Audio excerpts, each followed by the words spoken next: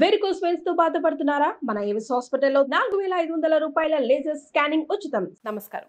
November 3న Karthika సోమవారం వస్తుంది. కార్తీక సోమవారం అంటే భక్తులందరూ కూడా పొలోమని గుడికి వెళ్ళిపోతాం. కానీ అసలు ఆ రోజు మనం పాటించవలసిన నియమాలు, చేయవలసిన ఆరాధన ఏ విధంగా ఉండాలి మనకు తెలియజేయడానికి ప్రముఖ ఆస్ట్రాలజర్ బ్రహ్మశ్రీ నందిబట్ల శ్రీహరి శర్మ గురుగారు ఉన్నారు. నమస్తే గురుగారు. వాగర్థావివ సంపృక్తౌ వాగర్థ ప్రతిపత్తయే జగతః పితరౌ వందే పార్వతీ పరమేశ్వరౌ ఆదిత్యాయ చ సోమాయ మంగళాయ బుధాయ చ గురు శుక్ర శనిభ్యశ్చ రాహవే కేతవే నమః. శృంగేరి జగద్గురు పీఠాధిపతులకి, కంచి పీఠాధిపతులకి నమస్కారములు తెలియజేసుకుంటూ కార్యక్రమాన్ని ప్రారంభిద్దాం. గురుగారు, కార్తీక మాసం అంటే హరికేశవులు ఇద్దరికి చాలా ప్రీతికరమైన మాసం కాబట్టి ఆలయాలన్నీ కిటకిటలాడుతూ ఉంటాయి. ముఖ్యంగా సోమవారం శివాలయాలు అయితే అసలు విపరీతంగా జనాలు ఉంటారు. కానీ మనం వెళ్ళినప్పుడు ఊరికే అలా దండం పెట్టుకుని రాకుండా, అర్చనాది కార్యక్రమాలే చేయించుకోకుండా అసలంటూ ఏం చేయాలి, ఎలాంటి ఆరాధన చేయాలి ఒక్కసారి గుర్తు చేయండి గురుగారు. తప్పకుండానమ్మా. కార్తీక సోమవారం అంటే అందరికీ గుర్తొచ్చేది దీపదానము, సాలగ్రామ దానము. వీటితో పాటుగా కార్తీక సోమవారాలు నియమాన్ని పాటించడం అని అందరికీ తెలిసిందే, ప్రేక్షకులకు అందరికీ కూడా. అసలు కార్తీక సోమవారం వ్రతం అనేటువంటిది ఎలా చెయ్యాలి అని అంటే, ఆషాఢ మాసంలో వచ్చే మొట్టమొదటి సోమవారం నుంచి మొదలుకొని కార్తీక మాసం ఆఖరి సోమవారం వరకు నియమాన్ని పాటిస్తూ, అంటే ప్రతి మాసంలో వచ్చే సోమవారాన్ని నియమాన్ని పాటిస్తూ ఈ విధంగా కార్తీక మాసం వరకు చేసేదే కార్తీక సోమవార వ్రతము అని అంటారు. అంటే ఏం చేయాలి గురుగారు నియమం అంటే? తప్పకుండా. అయితే ఇప్పుడు ఎట్లాగో చాలా మంది ప్రేక్షకులు ఆషాఢ మాసం దాటిపోయింది కాబట్టి సశాస్త్రంగా చేయాలంటే వచ్చే సంవత్సరం వరకు వేచి చూడాలి.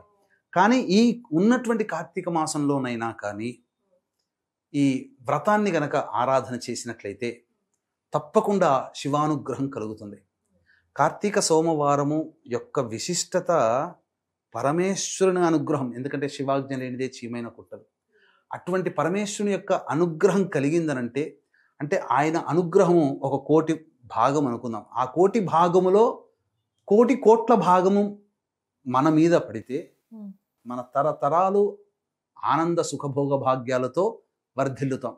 అందులో సందేహం లేదు. అటువంటి భాగ్యము పరమేశ్వరుని యొక్క అనుగ్రహం. అంటే ఊరికే ఇస్తాడా? మనము ఏదన్నా ఒక కష్టపడి ఒక 100 రూపాయలు సంపాదించాలంటే కష్టపడితే వస్తుంది, కానీ కళ్ళు మూచి కళ్ళు రాగానే ఇట్లా చేయబెట్టంగానే 100 రూపాయలు రావుగా. మరి అటువంటిదే ఇంత ఉన్నప్పుడు పరమేశ్వరుణ్ణి మనం మెప్పించాలంటే ఎంత నియమాన్ని పాటించాలి. ఇక్కడ భక్తిని ప్రదర్శించడం కాదు, భక్తి భావంతో ఉండడమే అని చెప్పవచ్చు. కాబట్టి కార్తీక సోమవారం రోజున ప్రధానంగా పరమేశ్వరుని యొక్క అనుగ్రహాన్ని పొందే ప్రయత్నం చేయాలి. ఈ యొక్క 3వ తారీఖు 2వ కార్తీక సోమవారం అయింది. బ్రహ్మముహూర్త కాలంలోనే నిద్ర మేల్కొని బ్రహ్మముహూర్త కాలంలోనే స్నానం ఆచరించాలి. కైలాస మానస సరోవరంలో సప్తకాంతి పుంజాలు బ్రహ్మముహూర్త కాలంలో వచ్చి సరోవర నది స్నానం ఆచరించి తిరిగి కైలాసానికి వెళ్ళి ఈశ్వరుని అర్చిస్తాయి. అందుకే 7 కాంతి పుంజాలు దిగుతాయి, 7 కాంతి పుంజాలు మళ్ళీ వెళ్ళిపోతాయి. అది ఇప్పటికీ జరుగుతుంది అది. కాబట్టి 3 గంటలకల్లా లేచి కాలకృత్యాదులు తీర్చుకొని ఎవరైతే, అంటే ఇది చేయాలని నియమము, ఆరోగ్య పరిస్థితులు అనుకూలించిన వాళ్ళు సూర్యోదయం కంటే ముందైనా కానీ చేయవచ్చు. కానీ స్నానం ఆచరించగానే మొట్టమొదలు పూజా మందిరంలోకి వెళ్ళి శివ పరివార చిత్రపటానికి గన్నేరు పూలతో కానీ మల్లె పూలతో కానీ మాల వేసి ఆవునేతితో దీపారాధన చేసి, శివలింగం ఉంటే గనక శివలింగానికి శివాయ నమః అంటూ అభిషేకము చేసి, తదనంతరం శివ సహస్రనామ పారాయణం చేసి ఈశ్వరునికి ప్రీతికరమైనటువంటిది ఏదైనా కానీ అన్ని నైవేద్యాలు స్వీకరిస్తాడు, నైవేద్యంగా పెట్టవచ్చు. ఇక ఉషః కాలములో సూర్యోదయం కంటే ముందు, సూర్యుడు రాకముందు ఎరుపు వర్ణం ఉంటుంది కదా, ఆ సమయంలో తులసి చెట్టు దగ్గర చక్కగా శుద్ధి చేసుకుని స్వస్తి గుర్తు, శంకుచక్ర గుర్తులు వేసి, అష్టదళ పద్మం వేసి, అన్నిటి దగ్గర గంధ పుష్ప అక్షతలతో పూజ అలంకరణ చేసి, ఆ అష్టదళ పద్మ మధ్యములో దీప ప్రమిదను ఏర్పాటు చేసుకొని 3 ఒత్తులు వెలిగించి విష్ణు సహస్రనామ పారాయణం చేసి 2 అరటిపండ్లు, ఆవు పాలు లేదా దానిమ్మ పండు నైవేద్యంగా పెట్టాలి. ఈ సోమవారం అంతా కూడాను ఉపవాస నియమాన్ని పాటించాలి. ఆకలికి ఉండలేనటువంటి వాళ్ళు పాలు, పండ్లు, ఇతర పదార్థాలు తినవచ్చు. ఇక సంబంధించి సాయంకాల ప్రదోషకాల సమయానికి చేరుకొని ప్రధానంగా శివాలయంలో, విష్ణు ఆలయంలో చేరుకొని ఏం చెయ్యాలి ఆ రోజున అనేటువంటిది, అంటే ఒక చిన్న పరిహారం ఉందమ్మా, అది చెయ్యాలి. అలాగే కార్తీక సోమవారం రోజున కాలసర్ప దోషాలతో బాధపడేటువంటి వాళ్ళు శని దోషం, ఇప్పుడు శని మీనరాశిలో ఉన్నాడు కాబట్టి మేష మిథున కర్కాటక సింహకన్య వృశ్చిక ధనస్సు కుంభ మీనరాశిలో జన్మించినటువంటి వారికి శని దోషం. సకల పాపాలు గత జన్మ కర్మదోషాలు తొలగిపోయి ఈ జన్మలలో మనం చేసే ప్రతి ప్రయత్నంలో విజయం పొందాలి అని అంటే ఈ యొక్క కార్తీక సోమవారం 3వ తారీఖు రోజున అద్భుతమైనటువంటి సంయోగం ఉంది. ఏం చేయాలో తెలియజేస్తానమ్మా. వీక్షించేటువంటి ప్రేక్షకులు కూడా జాగ్రత్తగా ఈ యొక్క వీడియోను వినండి, 100 మందికి తెలియచేయండి. 10 మంది ఆచరిస్తే ఆ 10 మంది ఆచరించినటువంటి పుణ్య ఫలితంలో భగవంతుడు మీకు కొంత ఇస్తాడు.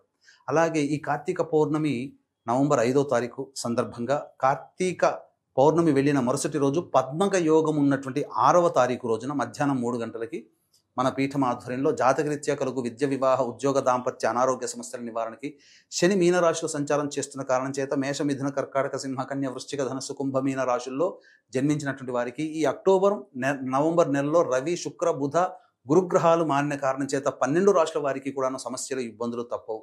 కాబట్టి ఇట్టి దోష నివారణార్థమై 6వ తారీఖు రోజున మధ్యాహ్నం 3 గంటలకి సర్వదోష నివారణ పూజలు, హోమాలు జరిపించి శక్తిపాతం చేసినటువంటి కరుంగలి మాల ఇవ్వడం జరుగుతుంది. 6వ తారీఖు రోజున మధ్యాహ్నం 2 గంటల లోపల మీరు గోతనామాదులు నమోదు చేసుకోవచ్చు. స్క్రీన్పై కనిపిస్తున్న నెంబర్కి కాంటాక్ట్ చేయండి. ఇక ప్రధానంగా ముందుగానే ఆ రోజు శివనామస్మరణ అంతా కూడా చేసుకుంటూ మధ్యాహ్నం నిద్రపోకుండా ఉండి ప్రదోషకాల సమయానికంటే ముందే కాలకృత్యాదులు తీర్చుకొని ఆ లోపల మారేడు పత్రాల మాల, తులసి మాల తీసుకోవాలి. ఇవి తీసుకొని ఒక పక్కన దేవాలయంలో పక్కన పెట్టి ముందుగా నవగ్రహాల చుట్టూ శివాయ నమః అంటూ 27 ప్రదక్షిణలు చేసిన తర్వాత శివాలయంలో కాబట్టి శివలింగం దగ్గరికి వెళ్ళి తులసి మాలని అక్కడ పెట్టి శివలింగం స్థానంలో పెట్టి అర్చన జరిపించుకొని ఆ శివలింగం దగ్గర పెట్టినటువంటి తులసి మాలని తీసుకొని అక్కడ పెట్టిన తర్వాత దీప ప్రజ్వలనం చేయాలి.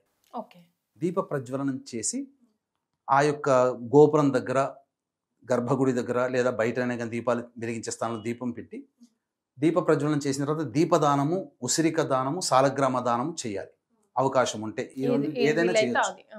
ఇక అయిన తర్వాత మళ్ళీ విష్ణు ఆలయానికి చేరుకొని ఆ విష్ణు ఆలయంలో తులసి మాల ఆ విష్ణువుకి సమర్పించి ఆ విష్ణు దగ్గర మారేడు దళాల మాల పెట్టి అర్చన జరిపించుకున్న తర్వాత మళ్ళీ ఆ విష్ణు ఆలయంలో దీప ప్రజ్వలనం చేసి అక్కడ కూడా అవకాశం ఉంటే ఉసిరిక దానము, దీపదానము, సాలగ్రామ దానం చేయవచ్చు.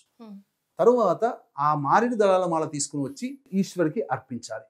ఈ విధంగా కనుక చేసినట్లయితే శివకేశులకి అనుగ్రహం సంపూర్ణంగా కలుగుతుంది. మరి ఒక గొప్ప విశేషం ఏంటంటే ఈ కార్తీక సోమవారము ఉత్తరాభాద్ర నక్షత్రము, త్రయోదశి తిథి మరియు సోమవారం అయింది.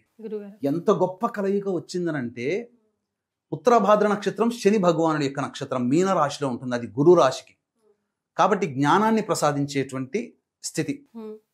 ఇక త్రయోదశి తిథికి అధిపతి రుద్రుడు, సోమవారం ఎలాగో ఈశ్వరుడే కదా, కాబట్టి ఈ రోజున ఉదయం 7:30 నుంచి 9 గంటల వరకు రాహుకాలం ఉంటుంది.